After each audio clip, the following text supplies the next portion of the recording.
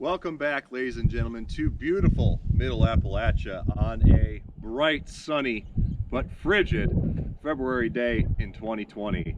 Today, as you can tell by the title of the video, is the first shots for another waterfowl gun.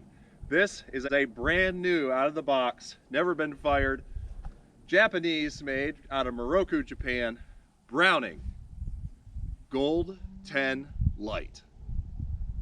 Now you may be wondering, why on earth the guy that has a bunch of duck guns, all mostly in 12, needs a 10 gauge? Well, because I just hate geese that much. But really, guys, no, the 10 gauge has been a fascination for me for a long time, and I had the opportunity to pick this one up brand new for an awesome price, well below what MSRP and the going rate is when you can find them brand new on the market. And I found out not too long ago, probably mid-January, that Boss Shot Shell is going to be offering a 3.5-inch 10 gauge load come this fall, probably around September, October time frame, hopefully sooner than that, so I can get it on some resident season honkers here in Virginia. But this guy right here is been something I've been wanting for a long time. This specific model is the Mossy Oak Shadowgrass Blades camo with a 28-inch barrel, and it is a heavy gun, especially when you compare it to something like the Super Black Eagle, the Vinci, the SX4, etc. When you're used to a light handling 12 gauge duck gun or even a 20 gauge, this 10 is kind of beastly, but it's not too much for a larger statured guy. I'm about 6'3", 245. I've got a fairly broad chest. I got long, lanky arms. So this may look kind of normal size to me. However, I put this in the hands of my wife, who is not that small. It starts to look a little big. But I love the way it shoulders. It fits me just about perfect. These Browning guns are supposed to shoot about 50-50. But it should perform just fine. Now today, we're going to try out 3 different loads, and I'll show them to you now. We're going to try out the Federal Blue Box waterfowl load. This is a 1.5 ounce, a number 2 shot. Again, I don't have any bismuth or anything special available, so I'm just going to be shooting what's available in the big box stores around my area. So this will be kind of our fodder load, just trying it out. We've also got a box of dry locks by Winchester. This is a little bit light for bore at 1 ounce and 3/8. This is a BB load.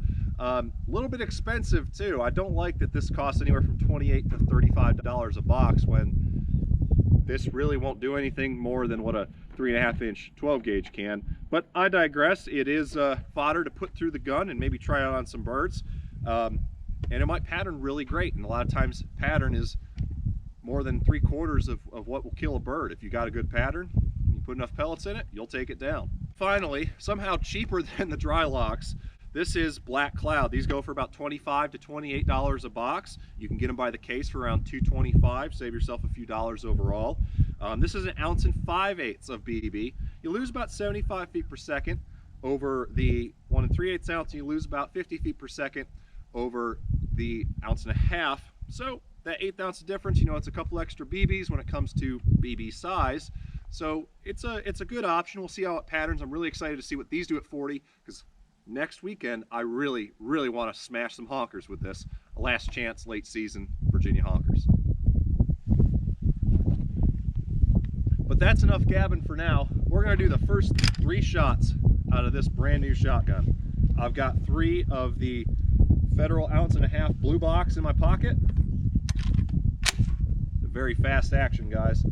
One thing to note about the Browning Gold 10 here is that you have to press the bolt release to drop the carrier so that you can actually load the magazine tube. Magazine is super smooth to load. You've got a limiter plug in the gun, reducing it to 2 rounds in the magazine, of course, for migratory game hunting, but it will hold 4, so you know that's pretty cool. And also Briley makes a extended +4 choke, or excuse me, not choke, but a +4 tube in case you guys want to just have a, I don't know, an 8-shot 10 gauge blaster, or you really just hate snow geese that much. But all right, here's the first 3 shots out of my new Gold 10.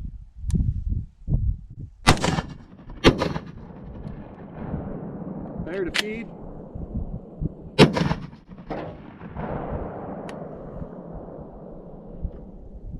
Feels great, it just shoves you, but failure to feed there.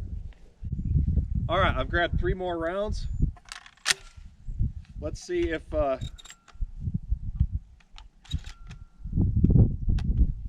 we can run 3 straight on this one.